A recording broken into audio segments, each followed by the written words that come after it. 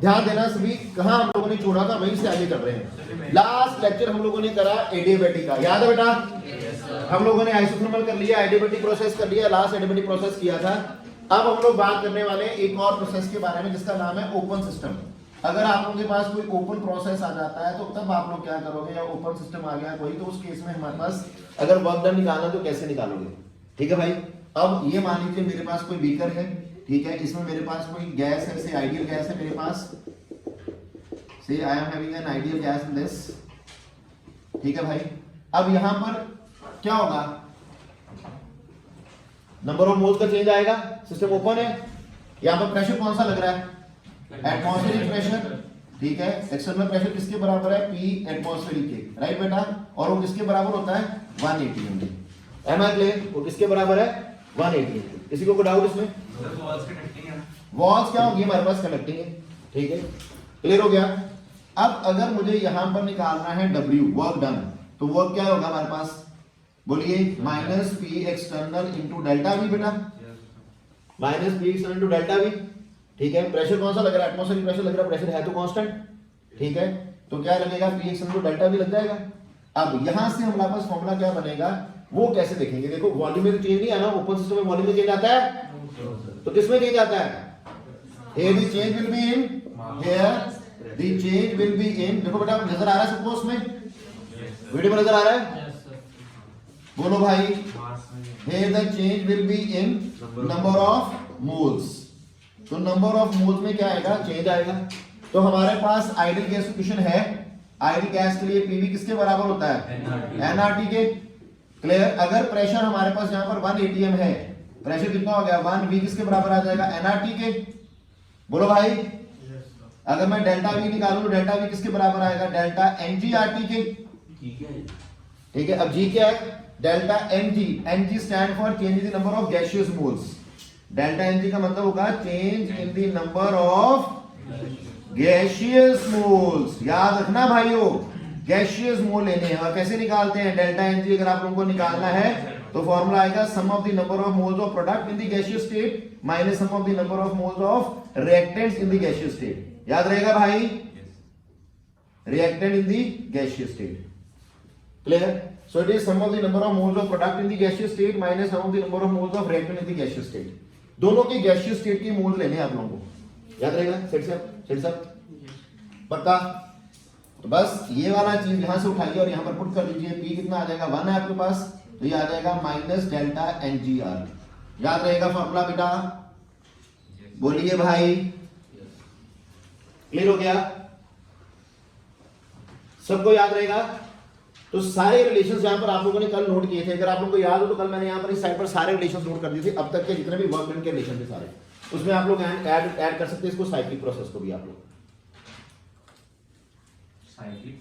Sorry open process, ठीक है। Cyclic तुम लोग पहले कर चुके हो ना, ठीक है। एरिया अंडर कर्व बता दिया था साइक्लिक प्रोसेस के लिए, साइक्लिक प्रोसेस भी कर चुके हो ना, ठीक है। एरिया अंडर कर्व देखना है, अगर क्लॉकवाइज हुआ तो क्या आएगा, अगर एंटी क्लॉकवाइज हुआ तो क्या आएगा, बताया था?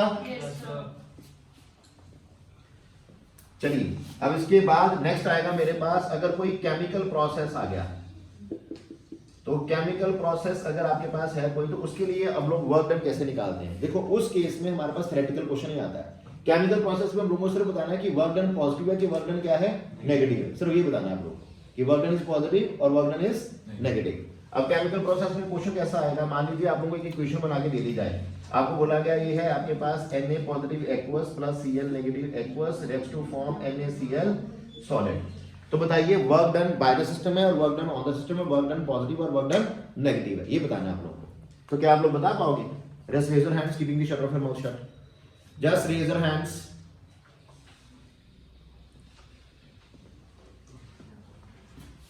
Very good Ayush. On the system है क्योंकि इन दोनों ने रिएक्ट करके अपना एक वो बना बनाया तो उसके अंदर वो तो कुछ लगा ही लगा होगा। देखते हैं कैसे जज कैसे करना है। देखो एक्वस का मतलब क्या होगा? लिक्विड्स, ठीक है। ये क्या है? सॉलिड है। तो चेंज इन वॉल्यूम क्या रहा होगा आपके हिसाब से? डेल्टा वी क्या होगा? कम हुआ होगा, ज्यादा हुआ होगा? Change in volume will be, volume क्या होगा? कम हुआ, ठीक है। वॉल्यूम यहाँ पर क्या हुआ होगा? कम, तो डेल्टा वी क्या होगा? नेगेटिव। अगर डेल्टा वी नेगेटिव है तो फॉर्मूला कौन सा है आप लोगों के पास? यही फॉर्मूला आप लोगों के पास, W का फॉर्मूला क्या होता है? Minus P external into delta we.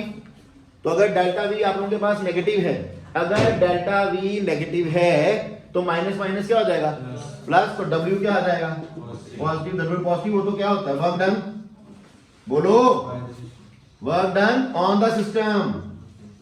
भाई साहब, बाय द सिस्टम तो नेगेटिव होता है ना भाई, ठीक है?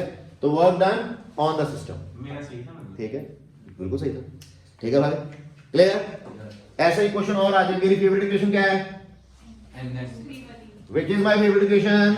N2 gaseous plus H2 gaseous reacts to form NH3 gaseous। यही है भाई, ठीक है? अब इसको दो तरीके से आप लोगों को एग्जामिनर क्वेश्चन पूछ सकता है। सीधी क्वेश्चन दे देगा, ऐसे भी दे सकता है, और उल्टा करके दे सकता है। दोनों करके देखते हैं, आप लोग दोनों की तरफ आंसर दे सकते हो।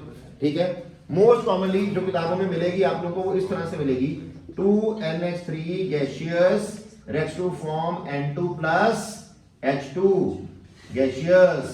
ठीक है, gaseous। ठीक है, कितने आएंगे यहाँ पर? 2 ही है। यहाँ पर कितना आता है? 3 आएगा। बोलो भाई। अब यहाँ पर क्या हो रहा है? देखो यहाँ पर ना तो ये फेस तो इसका स्टेट तो चेंज होने, तीनों क्या है? गैसियस फॉर्म में।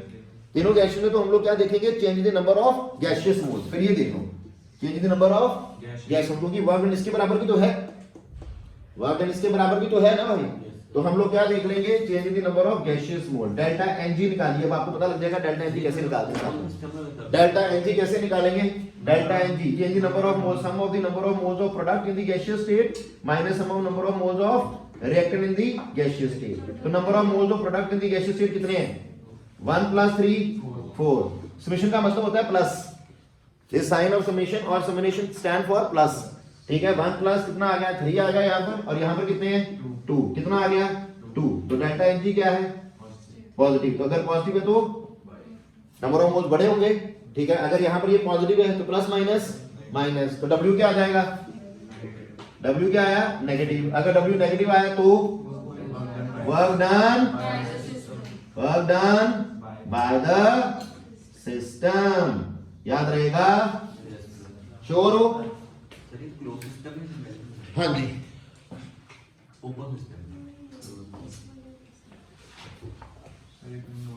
करिए करिए, नोट कीजिए। सना साहब दोपहर को नहीं आना आज दोपहर को नहीं आएंगे? क्यों, क्या हुआ? ओके, शादीशुदी? शादियों का सीजन चल रहा है ना आजकल। हाँ, शादियों के सीजन चल रहे हैं, जो बड़े कार्ड आ रहे हैं घर पे। लगन भी पूरा करता है, नहीं आ रहे? चलिए उतारिए, कपलिंग करो सना साहब। नहीं, अभी शुरू कराया है, यही से शुरू किया बस। हाथ धरे हुए, कोई बात नहीं।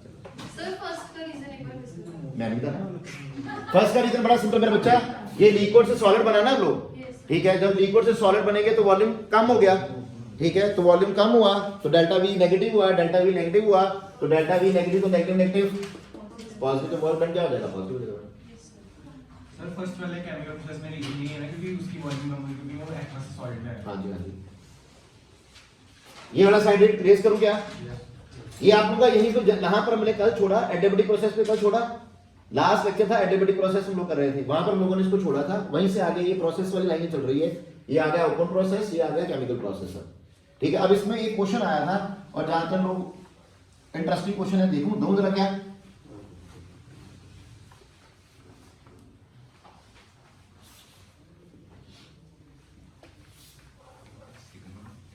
आई होप उतार लिया सभी ने। एक और एग्जांपल आई थी इसी तरह से। क्वेश्चन ये है,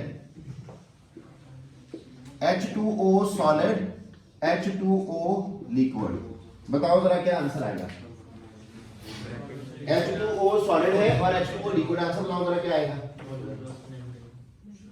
वर्क डन क्या होगा? सोच लो आराम से, कोई चक्कर नहीं।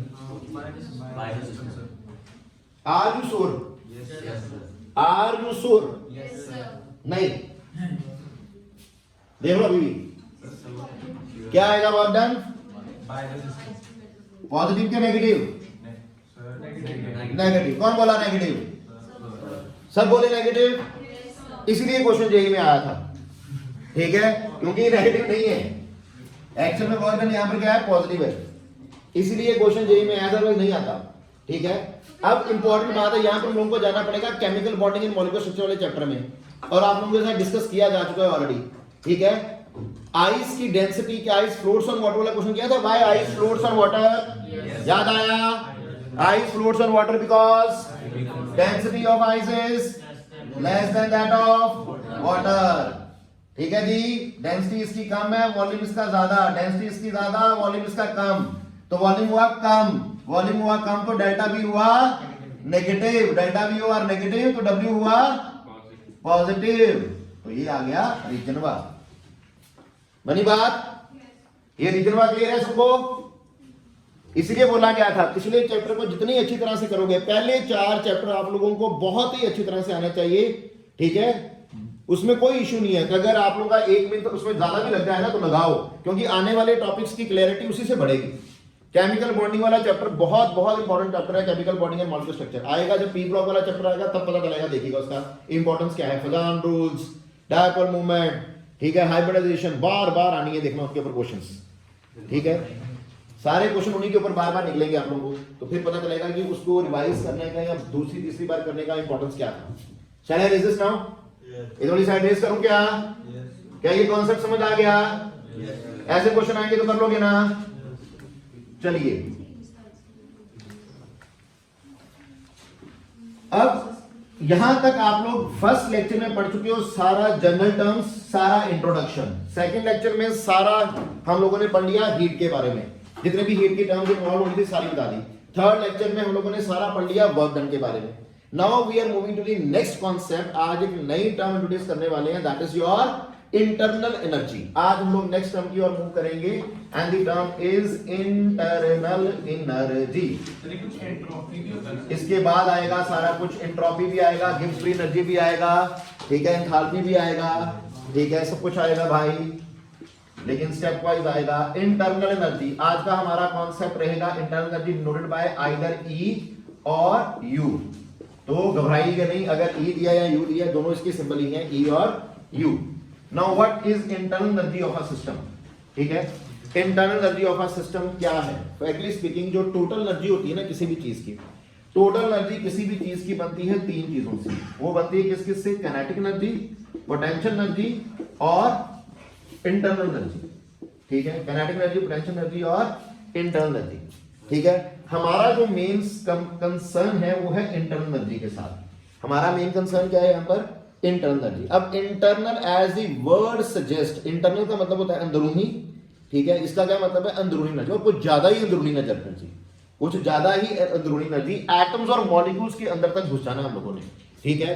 एटम्स की, मॉलिक्यूल्स की, आयंस की, इलेक्ट्रॉन की, प्रोटॉन की, उनकी एनर्जी, ठीक है। और जहां तक हम लोग नहीं पहुंच सकते वहां तक की एनर्जी, ठीक है। क्लियर? डन। तो वो सारी एनर्जीज को, बड़ी डीप गहरी बैठी हुई एनर्जीज के सम को बोला जाता है internal energy. What is internal energy? It is the sum total of all the different forms of energies possessed by the atoms, molecules, ions of the system. Write it down. मैं definition लिखा रहा हूं, लिख लीजिए। What is internal energy? Write it down everyone. लिख लो भाई, लिखे। Internal energy of a system is equals to the sum of internal, notes में आप लोगों को वैसे मेंशन है, ये सारी डेफिनेशन, सेम डेफिनेशन मेंशन है। Internal energy, internal energy of a system is equal to the sum of, is equal to the sum of, is equals to the sum of all the kinetic, sum of all the kinetic and potential contributions, all the kinetic and potential contributions, sum of all the kinetic and potential contributions, sum of all the kinetic and potential contributions to the energy, to the energy of all the atoms, to the energy of all the atoms, of all the atoms, ions and molecules in the system. All the kinetic and potential contribution to the energy of all atoms, ions and molecules in the system. In the system. हाँ जी, molecules in the system.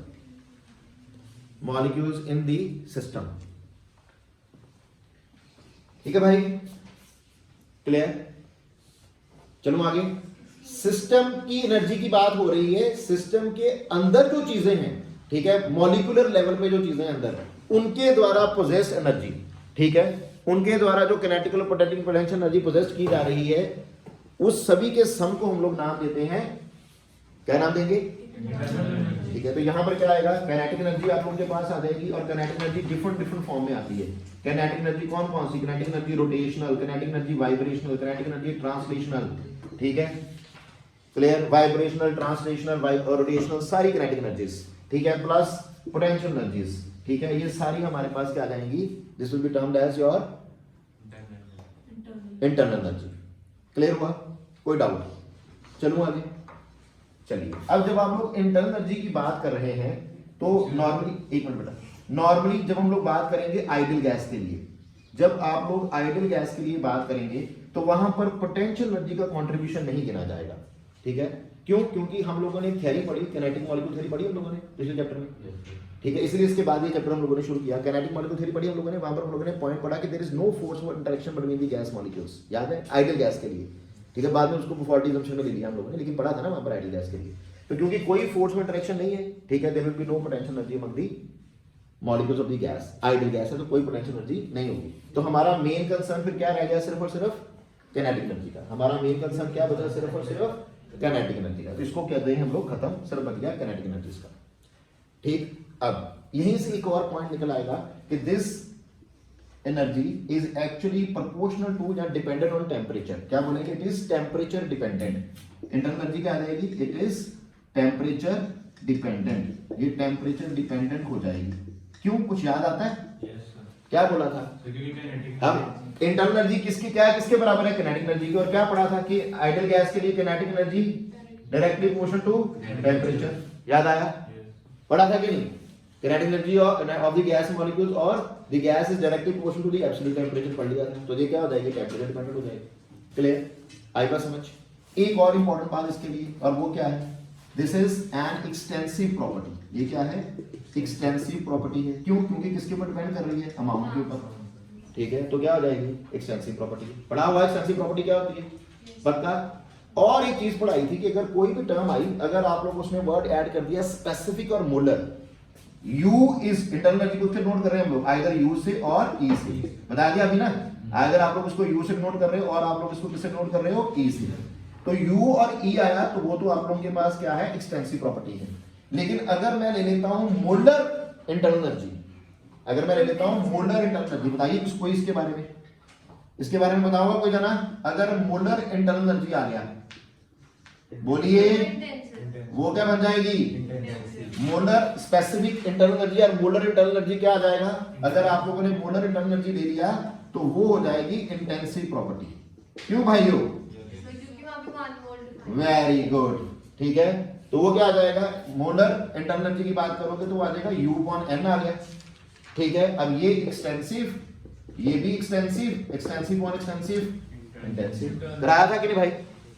अब कहानियां जुड़ने लग जाएंगी ना, चीजें चीजों के साथ जुड़ने लग जाएंगी, ठीक है। तो पहले हम लोग ने रैंडम डाटा लिया है सारा, पहले हम लोगों ने 3 बेसिक चीजें पढ़ ली हैं। अब उन्हीं तीनों चीजों के अकॉर्डिंग सारा चैप्टर चलेगा, ठीक है।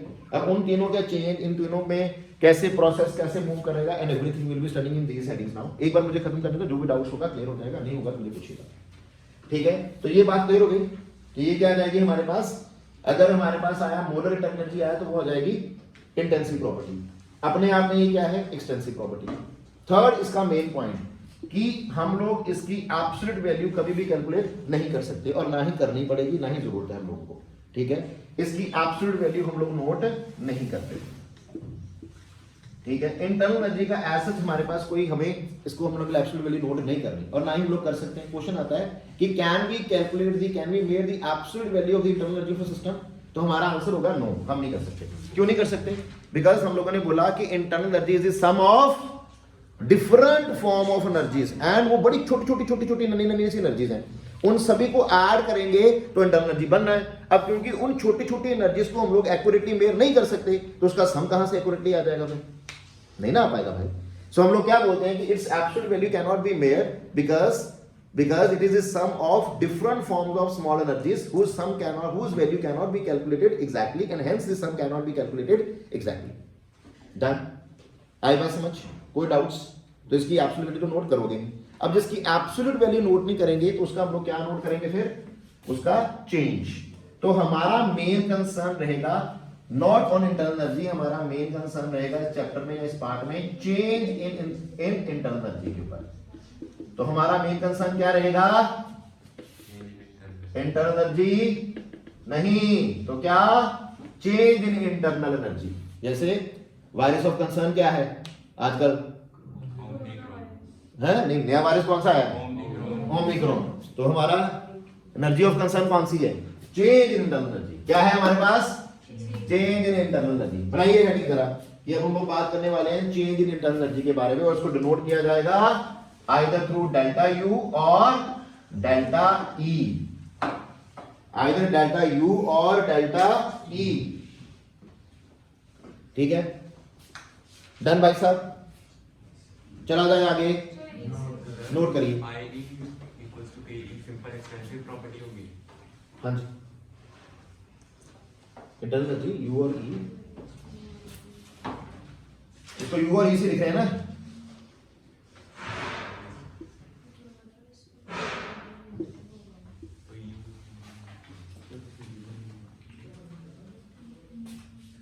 जल्दी करिए कॉपी भैया, सन्ना साहब हाथ लिखिए जल्दी करो, कॉपी करो बाहर यार। कहते हैं आठ घंटे चलते हैं, बड़ा टाइम पड़ा, बड़ा कुछ कॉपी हो जाना है ये ना बात।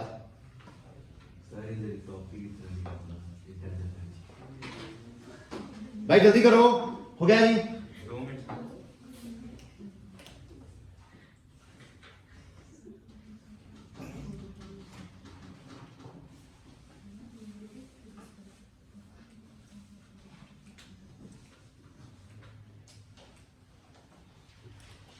अब मैं आगे चल रहा हूं भाई।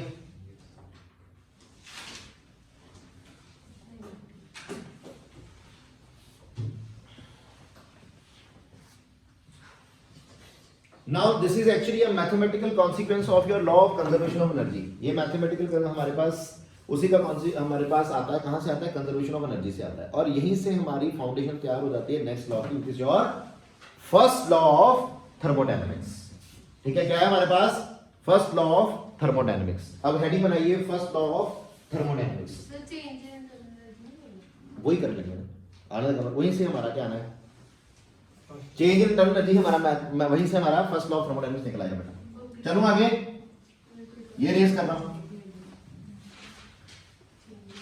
आप लोग जब भी आपको कोई डाउट आए ना, उसको लिख लिया करो कॉपी के ऊपर कि ये डाउट है, और जब मैं टॉपिक जितना मैं कराना मैं करवा चुका हूं ना, उसके बाद पूछा करो अगर कोई बच जाए तो। 90% डाउट्स आप लोगों के टॉपिक के दौरान क्लियर होते रहेंगे। ये बाय एक्सपीरियंस हम लोगों को आ जाता है कि बच्चों को कौन सी चीज का डाउट होना है या कहां पर उनको इशू खड़ा होना, हम लोग बता देते हैं। चलिए अब यही हमारा बेसिस बनेगा फर्स्ट लॉ ऑफ थर्मोडायनेमिक्स का। तो फर्स्ट लॉ ऑफ थर्मोडायनेमिक्स क्या कहता है? Yes, first law of thermodynamics हम लोग पहले मैं बताता हूं, फिर मैं इस पे वापस आ जाऊंगा। ठीक है भाई, that will be mathematical expression for first law of thermodynamics. तो फर्स्ट लॉ ऑफ थर्मोडायनेमिक्स क्या है? फर्स्ट लॉ ऑफ थर्मोडायनेमिक्स, और इन शॉर्ट थर्मोडी। अब थर्मोडायनेमिक्स क्या कहती है मनु? फर्स्ट लॉ क्या कहता है कि बड़ा बेसिक लॉ, और आप लोगों ने बड़ी बार पढ़ लिया, और लॉ कहता है कि energy can neither be created nor be destroyed. Conservation of energy वाला लॉ पढ़ा बेटा?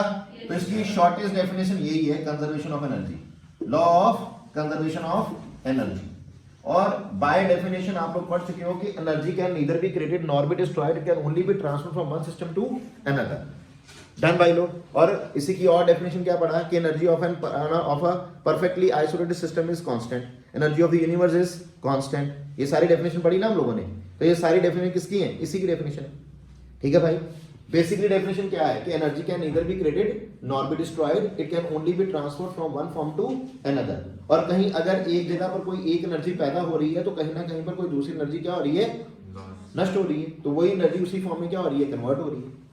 क्लियर? जैसे ये कृष्ण जी ने बोला था कि आत्मा ना पैदा होती है ना मरती है।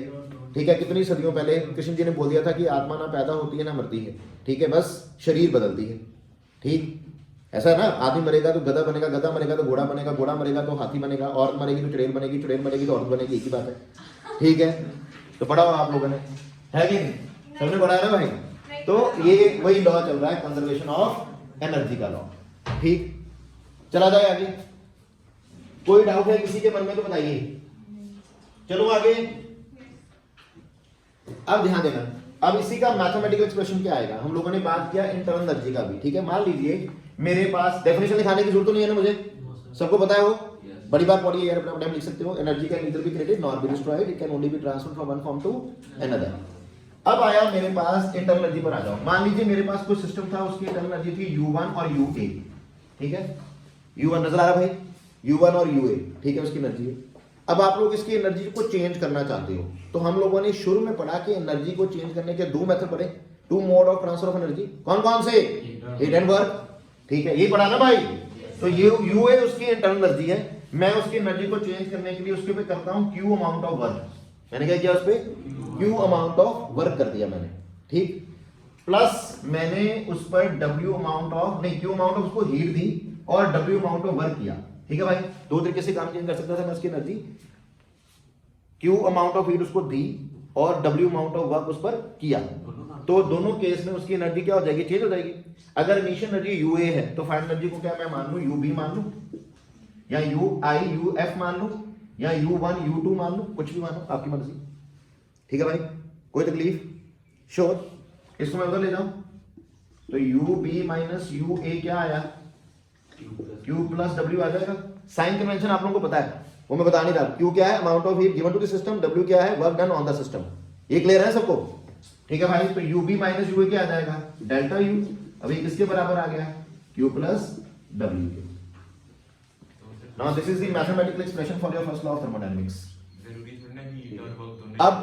अब इसको more precise लिखना है तो it should be written as, rather than writing this, I should write it as delta U is equals to delta Q plus delta W। क्यों भाई, ये लिखना चाहिए, ठीक। अब साइन चेंज हो जाएंगे, sign can be plus, sign can be minus, sign can be minus, sign can be plus, कुछ भी चेंज कर लो। तो आप लोग इसको भी लिख सकते हो, delta U is equal to delta Q plus W। Q ऐसे लिखा है तो ऐसे लिख लो, कोई चक्कर नहीं। Delta U plus delta Q plus delta W, ठीक है। अगर पॉजिटिव हुआ तो पॉजिटिव, अगर नेगेटिव हुआ तो नेगेटिव। यहां पर मैंने क्या लिया है, it is heat given to the system. क्यों बेटा, या heat absorb by the system, given की बजाय अब्सॉर्ब लिख लो, ज्यादा कॉमनली वर्ड यूज किया जाता है किताबों में, तो कंफ्यूजन नहीं होगी। Heat absorb by the system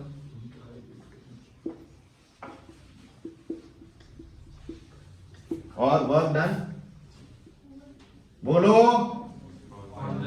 work done on the system. क्यों भाइयों, आई बात समझ? है कोई तकलीफ तो बताइए, चला जाए आगे। So this is your mathematical expression for that now. दीदी ठीक है, आ गया, चलिए आगे मूव करो फिर।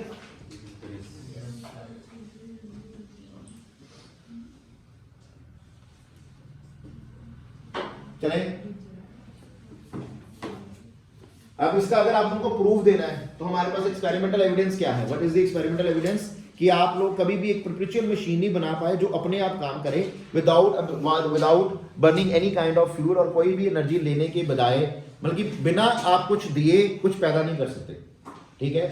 एनर्जी अगर आप लोग फ्यूल की फॉर्म में एनर्जी की, अगर आप लोग कंबशन होगा फ्यूल का, या फिर फ्यूल को आप लोग यूज करोगे, फिर आप लोग कोई चीज, कोई एनर्जी या कोई फॉर्म ऑफ एनर्जी पैदा कर सकते हो। ऐसा कोई मशीन अभी तक आप लोग बना पाए जो अपने आप काम करती रहे, ठीक है, कोई नहीं आज तक बनाया। और अगर आप बना पाओ तो आप दुनिया के सबसे अमीर आदमी बन जाओ, ठीक है। ये एलन मस्क सब आपके गुलाम बन जाए, ठीक है, अगर आप ऐसी कोई मशीन बना पाओ, ठीक है। So this is the experimental evidence कि हम लोग अभी भी कोई परपेचुअल मशीन नहीं बना पाए, मोशन नहीं बना पाए, मशीन नहीं बना पाए जो अपने आप काम करे, ठीक है। ये आप लोगों ने टेंथ में पढ़ा था वैसे, ठीक। अब आगे क्या है हमारे पास, हेडिंग बनाइए, some important formulas based on first law. अब हमको इस फर्स्ट लॉ के ऊपर बेस्ड जो कुछ इंपॉर्टेंट फॉर्मूला हैं उनको पढ़ने वाले हैं।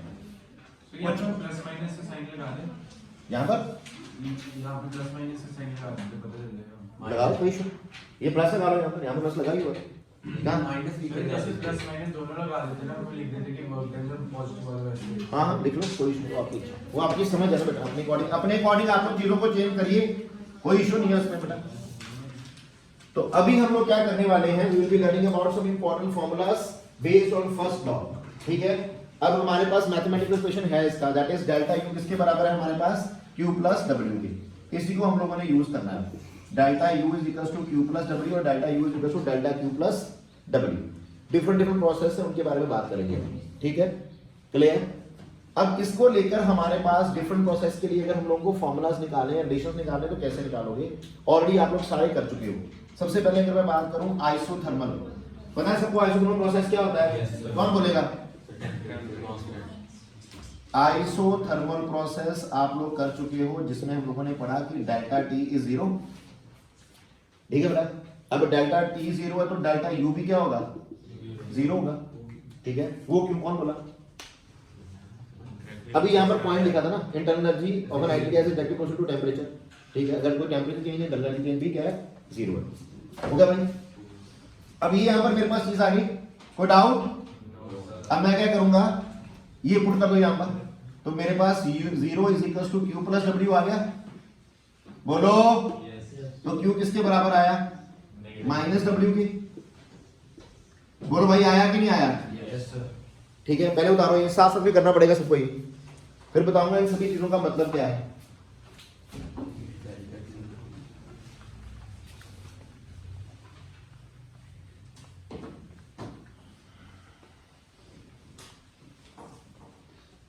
इतना क्लियर हो गया भाई।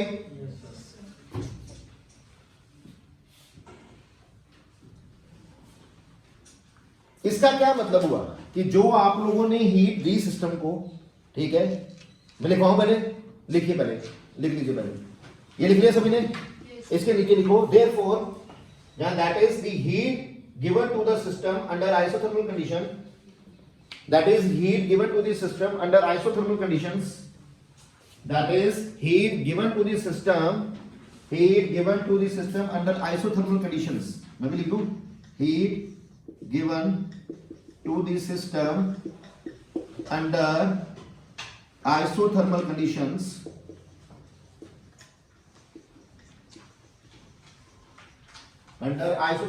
क्या कर रही है, under isothermal conditions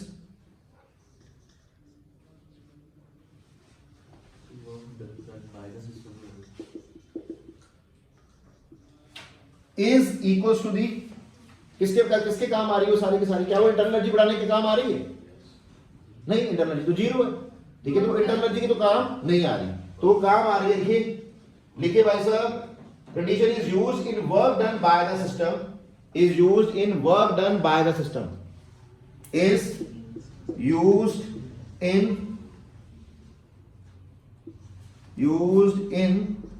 work done by the system, work done by the system होता है negative, is used in work done by the system against the surroundings, ठीक है, क्लियर भाई लोग, कोई डाउट है तो बताइए। चलो आगे, वो ऐड ऑन करना लिखिए, इनका रहने दीजिए, लिख लो अगर लिखना है तो।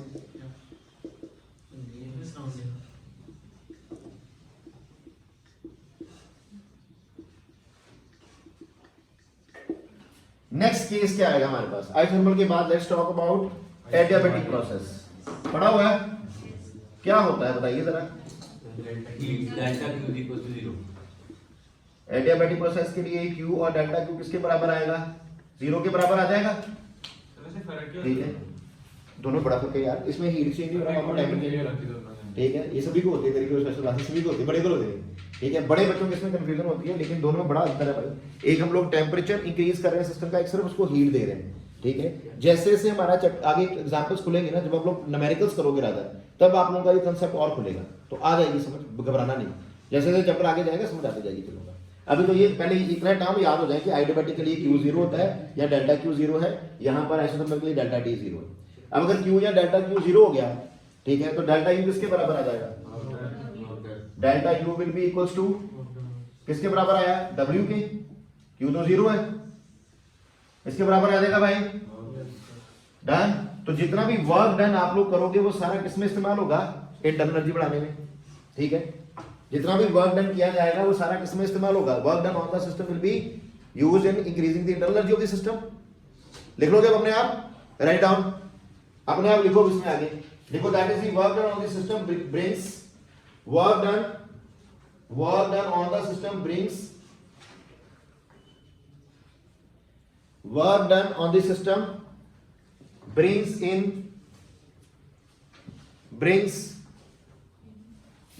an increase in internal energy, ठीक है, brings in work done on the system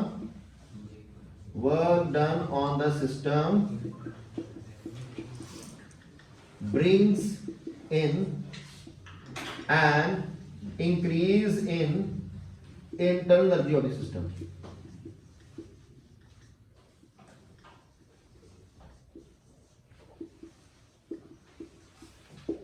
ठीक है भाई, क्लियर हो गया?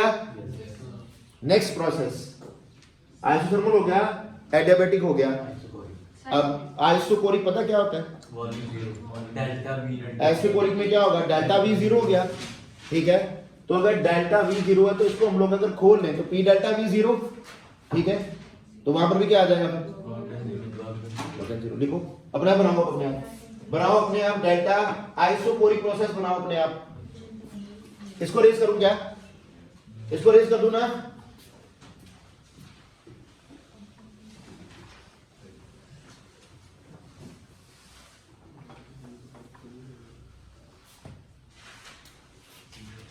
जल्दी हाथ लगाइएगा थोड़ा सा। आइसोकोरिक प्रोसेस, तो आइसोकोरिक प्रोसेस में क्या होने वाला है? डेल्टा वी बराबर जीरो। अगर डेल्टा वी बराबर जीरो तो डेल्टा यू बराबर किसके आएगा? ये किसके बराबर होता है? क्यू प्लस डब्ल्यू किसके बराबर होगा? Minus P external into delta we. करा हुआ ना फॉर्मूला? बोलो भाई, किया था ना? तो डेल्टा यू किसके बराबर आया? क्यू आया। नाउ इंपॉर्टेंट थिंग ध्यान देना, यहां पर आता है ये क्यू है, लेकिन rather than writing Q I will be writing it as Q V. पूछो क्यू क्यू क्यू मैंने क्यू को क्यू वी लिखा, बोलो Q. This Q V denote, जहां वी इन पैरों में क्या डिनोट करता है? सब्सक्रिप्ट वी डिनोट कर रहा है कांस्टेंट वॉल्यूम। कि वॉल्यूम क्या है? कांस्टेंट है। आई बात समझ? ये क्या डिनोट कर रहा है कि वॉल्यूम क्या है? कांस्टेंट है, ठीक है। So what I can say that कि चेंज इन इंटरनल एनर्जी, ध्यान देना मैं यहां से क्या बोल सकता हूं, ध्यान दीजिए, पहले बाद में लिख लेना। Change in internal energy is equals to the amount of heat absorbed और evolved at constant volume, isn't it? है कि नहीं भाई? So internal energy change in internal energy is equals to the amount of heat absorbed और evolved at constant volume. Done. अब इसमें बड़ा important question आता है, छोटा सा नन्हा सा प्यारा सा क्वेश्चन, लेकिन पूछा जाता है और बहुत से बच्चे यहां पर अड़ जाते हैं। बताना जरा मुझे कि हीट क्या है? हीट और क्यू क्या होता है? Whether it is a state function और path function? Raise your hands. Whether it is a state function और it is a path function? कौन बताएगा भाई? स्टेट फंक्शन और पाथ फंक्शन कराया था ना भाई? State function, state variables, path functions नहीं कराया था क्या? No, this is a path function बेटा। Heat and work are path functions. Heat और वर्क दोनों ही क्या होते हैं? पाथ फंक्शन होते हैं। नहीं पता, नहीं याद तो लिख लो। हीट एंड वर्क दोनों ही क्या होते हैं? पाथ फंक्शन होते हैं बेटा। हीट एंड वर्क दोनों ही क्या है? Path function. ठीक है, लिखा होगा, वो भूल जाते हो आप लोग, मारते नहीं, ट्राई मारते हैं, ठीक है। हीट एंड वर्क दोनों क्या है? पाथ फंक्शन है बेटा आप लोगों के पास। अब हीट क्या है? पाथ फंक्शन है। डन, क्लियर हो गया? अब ध्यान देना मेरी बात में। What is delta U? किसी को याद है डेल्टा यू क्या है? पाथ फंक्शन है, स्टेट फंक्शन है? किसी के साथ भी डेल्टा आ गया तो किसके ऊपर डेल्टा यू किसके बराबर होगा? U final minus U initial, delta E final minus E initial, delta V final minus V initial, delta P final minus P initial. यही होता है ना भाई? हाँ, अगर कोई चीज अपनी इनिशियल और फाइनल में डिपेंड कर रही है तो वो क्या होती है भाई? That is called a state function. इसीलिए पहले लेक्चर में लोगों ने सारी जनरल टर्म्स पढ़ ली, ठीक है। तो ये क्या है बोलिए? ये है स्टेट फंक्शन। क्यों मेरे भाई? बोलो, क्वेश्चन क्या आया था कि क्यू वी क्या है, Q no doubt in that this is a path function, 100% ये श्योर है कि ये क्या है, पाथ फंक्शन है। अब क्यू वी किसके बराबर है, डेल्टा यू के, और डेल्टा यू क्या है, स्टेट फंक्शन। तो इंपॉर्टेंट बात ये है कि ये क्यू वी क्या हो जाएगा, स्टेट फंक्शन हो जाएगा। ठीक है भाई, याद रहेगा। तो ऐसे नन्हे नन्हे से क्वेश्चन बन जाते हैं, फिर आपको लगता है कि यार ये तो मैंने किया नहीं था, ये तो आ गया, ये तो बड़ा डिफिकल्ट आया। चीजों को पकड़ो, छोटी छोटी चीजों को, इन्हीं पे क्वेश्चन बनने हैं। यार ये क्या है, ये इससे डिपेंड करे, इस पर इसके बराबर है कि नहीं, और ये कौन है, स्टेट फंक्शन। अगर ये स्टेट फंक्शन तो ये कौन होगा फिर पाथ फंक्शन है, ना ना ना ना ना कोई बात नहीं। अरे भाई वो पाथ फंक्शन है अगर वॉल्यूम कांस्टेंट नहीं है, तो वॉल्यूम कांस्टेंट है तो पाथ फंक्शन नहीं है, फिर वो स्टेट फंक्शन हो गया। ये तो फर्क है। ये तो क्यू वी, मैंने क्यू वी पे इतना जोर दिया कि मैंने क्यू वी क्यू लिखा, क्यू वी को मैंने क्यू क्यू नहीं लिखा, इसलिए तो बोला भाई, ये तो पंगा था। ये इंपॉर्टेंट बात है, इसको पकड़ो, बात बनी। इसके ऊपर क्वेश्चन बनता है भाई। और एक और फैक्ट बताऊं, थर्मोडायनेमिक्स में न्यूमेरिकल से ज्यादा थ्योरेटिकल क्वेश्चन बनते हैं। सारा न्यूमेरिकल वाला काम, आगे आने वाला काम आपका न्यूमेरिकल का ही सारा है। ठीक है, डेफिनेशन डेफिनेशन वाला काम थोड़ा सा ही रह गया, बस एक लेक्चर और होगा तो डेफिनेशन वाला काम खत्म, उसके बाद सारे न्यूमेरिकल्स हैं। ठीक है, न्यूमेरिकल क्वेश्चन ज्यादा है, आते थ्योरेटिकल क्वेश्चन ज्यादा नहीं। ठीक है, तो ध्यान रखना इस पे। करूं रेस, आइसोकोरी क्लियर हो गया, किसी को पकड़ना है आइसोकोरी के बारे में, पूछ रहे क्या, ये चलूं आगे, चला जाए ना। अब आइए जरा आइसोबारिक प्रोसेस के ऊपर, क्या ये रेस कर लो ना। फिर उसका भी सेम कैसे वो जीरो का बहुत जीरो हो गया। चलिए चलिए देखते हैं भाई,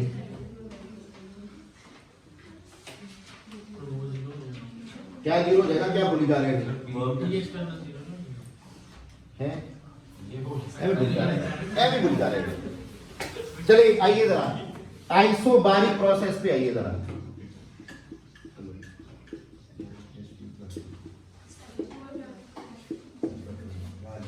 कौन सा प्रोसेस है, आइसोबारिक। आइसोबारिक पे क्या होगा, डेल्टा पी क्या होगा, शून्य। डेल्टा पी क्या आएगा, शून्य आएगा भाई। गलत मार्कर पकड़ लिया तो खतरनाक मार्कर। मैंने भेजी तो एक मेरे एक्स्ट्रा पड़ा हुआ था। डेल्टा पी किसके बराबर आएगा, शून्य के बराबर आ गया। ठीक है भाई, अब वर्क डन का फॉर्मूला क्या, minus P delta we, P external into delta we, यही होता है बेटा, बोलो भाई। और हमारे पास कौन सा formula, P external into d V, अगर स्मॉल चेंज आ गया तो। ठीक है भाई, बोलो भाई। अब इसको क्या कुछ चेंज कर सकता हूं मैं, एनी गेसेस कि मैं इसमें कोई बदलाव ला सकता हूं कि नहीं। मैं ये फॉर्मूला लेने के बजाय ऊपर वाला फॉर्मूला ले लूं ना, कोई मसला तो नहीं ना। तो यहां पर डेल्टा वी किसके बराबर आएगा, v2 माइनस v1 के बराबर आएगा क्या, ये आ जाएगा, minus P external v2 minus v1। ठीक है, तो ये आप लोग के पास क्या आ गया, वर्क डन आ गया। इसमें कोई इतराज किसी। अच्छा, अब मैं रिलेशन पे आऊं वापस। ठीक है, p कांस्टेंट है। ठीक है, डेल्टा p जीरो है, p जीरो नहीं है भाई, ये मत बोलना कि वो जीरो है, p जीरो है, p जीरो नहीं है, डेल्टा p जीरो है। चेंज इन प्रेशर जीरो है। ठीक है, प्रेशर जीरो नहीं है, वो कांस्टेंट रहेगा। ठीक है, अब यहां पर वापस आओ, हमारे पास क्या है, delta u is equal to q plus w, और w किसके बराबर है, इसके बराबर है, और ये किसके बराबर है, इसके बराबर है। तो क्या मैं इसकी जगह पर ये लिखूं बेटा,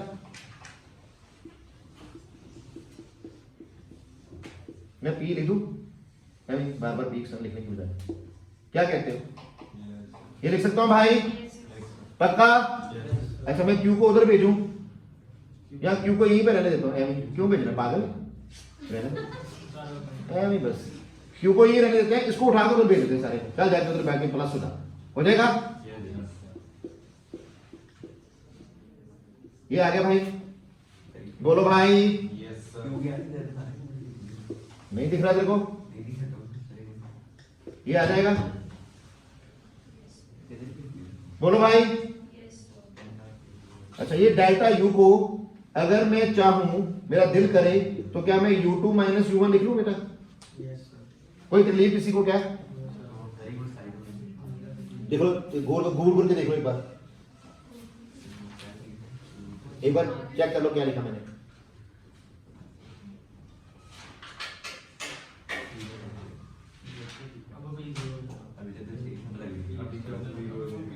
अभी तक ठीक है? Yes, sir.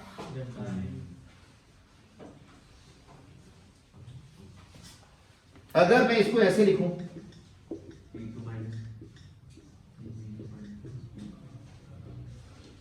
लिख सकता हूं? एक स्टेप खाया वैसे ही जानबूझ के। u2 plus pv2 minus u1 v1 minus u1 minus pv1 आना था, माइनस कॉमन निकाल लिया, u1 प्लस v1 आ गया। ठीक है, बड़ी बात, Yes, sir. पक्का? सोरो देख लो भाई, यहां पर अब एक नई टर्म आएगी। पहले मैंने बताया इंटरनल एनर्जी के बारे में, अब एक और नई टर्म आएगी यहां पर, and that is called as your enthalpy change. और एंथैल्पी क्या आएगी? एंथैल्पी। ठीक है, क्लियर? नई टर्म आएगी एंथैल्पी। वो क्या है? यहां पर मेरे पास आया Q, और यहां पर इस सारी चीज को मैं लिखूंगा H2 और इसको लिखूंगा H1। ठीक है, and H2 minus H1 will be equal to delta H। और किसके बराबर आया ये? Q के। और कब आया? जब P क्या है? कांस्टेंट। तो P कांस्टेंट को दिखाने के लिए यहां पर मैं पाँव में क्या लिख दूं? P लिख दूं क्या? देखना भाई, नजर आ रहा है? समझ भाई? तो यहां पर ये मैं इसके पाँव में क्या लिख रहा हूं? P। और मैं इस P को क्यों लिख रहा हूं? क्योंकि प्रेशर क्या है? कांस्टेंट है। अब यहां से प्यारी चीज निकलेगी एक, वो चीज निकली ये। What is internal energy change? Internal energy change is the amount of heat absorbed or evolved at constant volume. What is enthalpy change? It is the amount of heat absorbed and evolved at constant pressure. ठीक है भाई? Amount of heat absorbed and evolved at constant pressure, amount of heat absorbed and evolved at constant volume. तो हम लोग अब किस और जा रहे हैं? याद करो, एक CP और CV कराया था। That is heat capacity at constant pressure and constant volume. यहाँ पर क्या आ गया?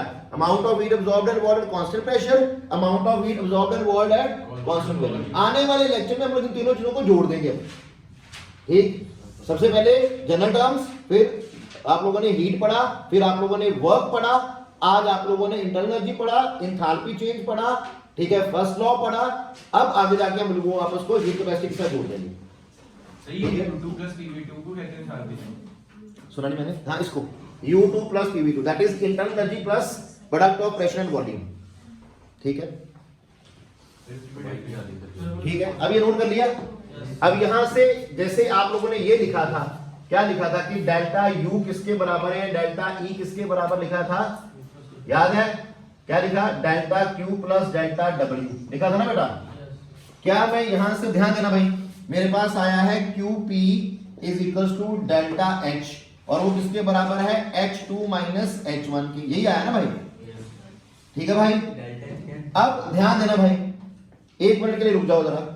मैं यहां पर देखूं, ध्यान देना भाई, इस केस में अगर मैं यहां पर थोड़े से चेंजेस करूं तो क्या मैं इसको ऐसे लिख सकता हूं? ये नोट कर लिया था ना सबने? क्या मैं इसको ये लिख सकता हूं? क्या मैं इसको ये लिख सकता हूं? क्या ये डेल्टा H के बराबर है? तो क्या बन formula? Delta H equal delta U plus P delta V। तो यहां से रिलेशन बन जाएगा, डेल्टा U किसके बराबर है? Delta U plus P delta V। ये डेल्टा H का रिलेशन बन जाएगा। नहीं बात समझ आई? फिर से बताऊं क्या? Yes, sir. ये मैंने चेंजेस कर दिए, उसमें कोई एतराज तो नहीं किसी को ना? ठीक है, तो मैं यहां पर लिख दूंगा अलग से, delta H is equal to delta U plus P delta V। और ये क्या है? ये इसके बराबर है। डेल्टा U किसके बराबर है? Delta Q plus delta W। Delta H किसके बराबर है? Delta U plus P delta V। Done? बनी बात? माइनस सोर आएगा। नहीं, माइनस तो नहीं, ये एंथैल्पी हुआ ना delta H। Delta H enthalpy हुआ, एंथैल्पी एंथैल्पी चेंज। ठीक है, this is enthalpy change now. अब इसके बारे में बताता हूं अभी, और जाएंगे गहराई से, फिक्र नहीं करना।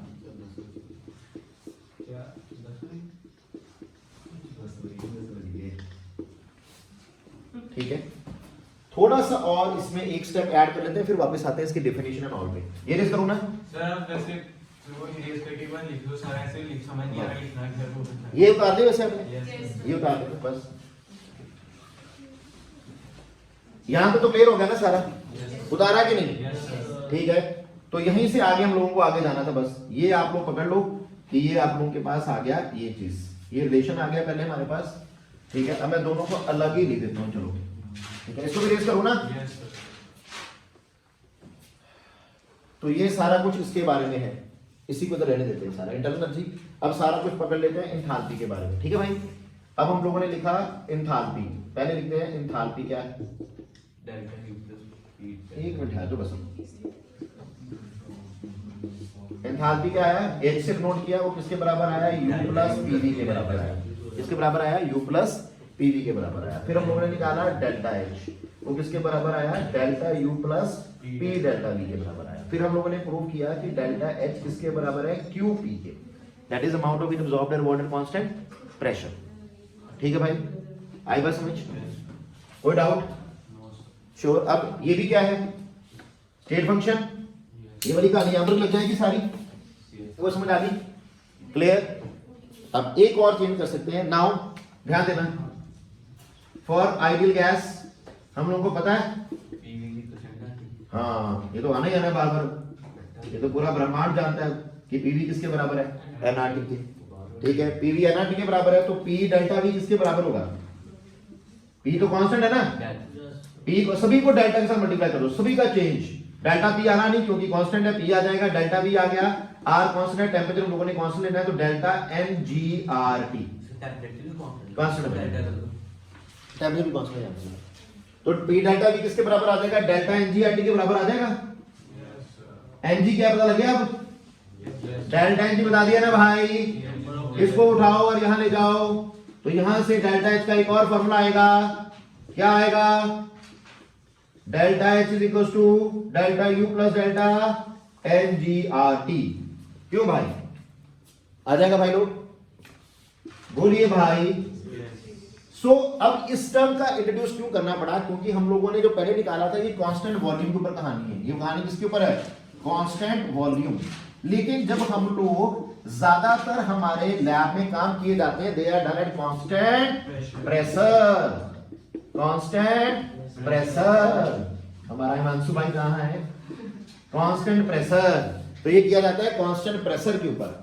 ठीक है, क्योंकि ज्यादातर सारे प्रोसेस कांस्टेंट प्रेशर पे किए जाते हैं, तो वहां पर हम लोग more often we will be using term enthalpy change rather than internal energy change. Internal energy change की जगह पर हम एंथैल्पी चेंज यूज करेंगे, और एंथैल्पी चेंज क्या है, it is the amount of heat absorbed and water constant pressure. क्यों भाई, हाँ, it is the amount of heat absorbed और वाटर कांस्टेंट प्रेशर, याद रहेगा।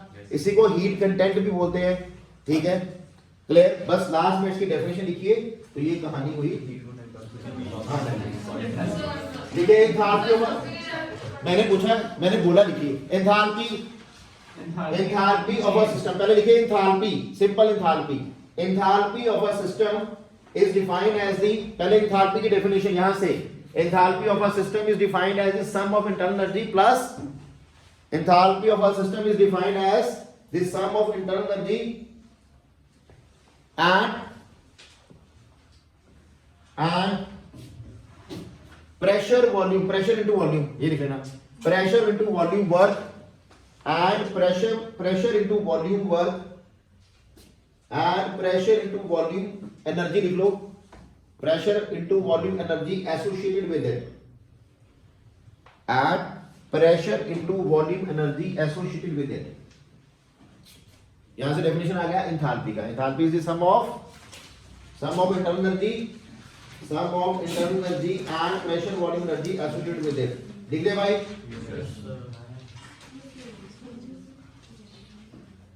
क्लियर हो गया।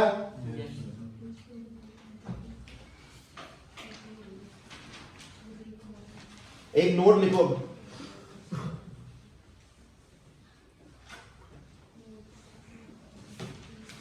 नोट में लिखो कि इंटरनल, इट में भी noted that internal energy of a system, internal energy of a system is its fundamental property. बताया था ना पहले भी, लास्ट टॉपिक में बताया था मैंने भी, internal energy of a system is its fundamental property. आप लोग इसको ड्राइव नहीं करते कहीं से भी, वो फंडामेंटल प्रॉपर्टी है। Internal energy of a system is its fundamental property, is its fundamental property. लिख लिया भाई। while enthalpy has been derived for convenience, while enthalpy has been derived for convenience, while enthalpy has been derived for convenience,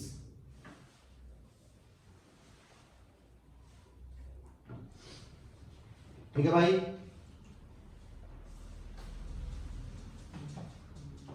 again enthalpy is enthalpy कौन सी property है?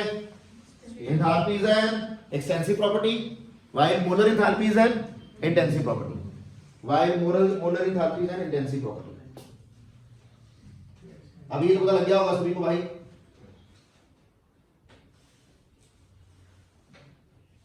Sir ये state function है कौन? QP state function, QP state function, Q तो है ही path function, QP भी state function है, QV भी स्टेट फंक्शन है, क्योंकि डेल्टा जो डेल्टा ही स्टेट फंक्शन है। हाँ भाई एंथैल्पी एक्सटेंसिव और मोलर एंथैल्पी इंटेंसिव यहाँ पर बता दो। एंथैल्पी एक्सटेंसिव, मोलर एंथैल्पी क्या है? इंटेंसिव। मोलर वर्ड जब आ जाएगा ना बेटा वो प्रॉपर्टी इंटेंसिव हो जाती है। ठीक है भाई और बहनों, कोई डाउट? पक्का। सो धन्यवाद, thank you very much, that will be all for the day. लेकिन दो बातें सुनते जाइएगा मेरे से।